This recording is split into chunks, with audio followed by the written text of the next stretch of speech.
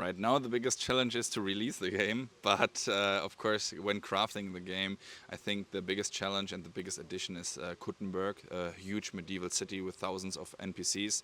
So one thing is, of course, recreating and rebuilding so many buildings, so many alleyways. That was really big because if you think of KCD1, the biggest place we had there was Rattay, but that's pretty much just a blown up village. In Kingdom Come Deliverance 2, Kutná Hora, Rattay is just a street of Kutná Hora, kinda. So it will be way, way, way, way bigger. And with the many, many NPCs that are going on, if you think of the daily cycles and everyone needs to have a job and a place and go to work and so on. So there's a lot of fidelity and a lot of things going on there. So definitely that was the biggest challenge for KCD2. Okay. And now what is the difference? Because in the first video game, the team was very small, and right now you have more than 100 of people in the studio. So, what is the difference? When I started at Warhorse Studios, we were like in 2014, we were like 30 people, 35 people or so. KCD1 was released by 90, and now we are a team of 250 people. So the studio grew, the ambition grew, and the game grew.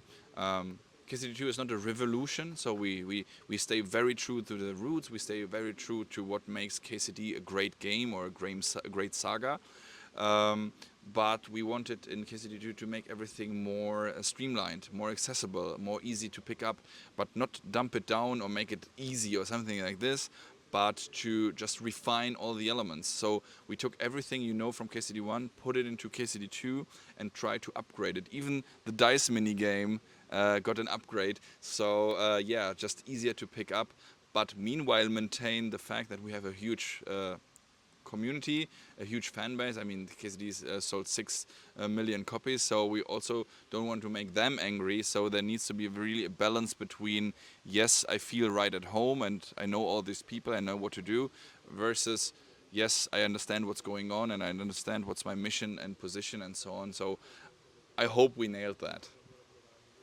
Okay, so we heard some songs inside of the first part of the video game. These songs are from the Middle Ages, or simply the team invented for this new release? So in Kingdom Come Deliverance, when we don't know how it looked like back in the days or how it sounded like, then we are trying to get a very close and as close as possible with the best guess. So that's why we have historians in the team. For instance, when we talk about the historical events on buildings and so on. With the music, it's a little bit different because the music, how we know it, or what people think, when people hear medieval music or think of medieval music, they think of something that is way later, Renaissance and so on. From 1403, when the game takes place, the only thing that really survived, kinda, is usual lyrics from monks and these kind of stuff. So prayers, pretty much, they used in church and in the monasteries, but without a melody. So what Jan Walter, the composer, did was trying to not recreate medieval music, but trying to pick up the atmosphere and the immersion and the emotions that we are trying to tell in the game, and then come up with the, again, best possible explanation and something that should you as a player guide you through the game and help you enjoy it even more. And I honestly think KCD is a great game, but the music makes it at least double as good. Okay, 2 more questions. This game will come in Spanish? Yes, we have a full Spanish synchro for Kingdom Come 2.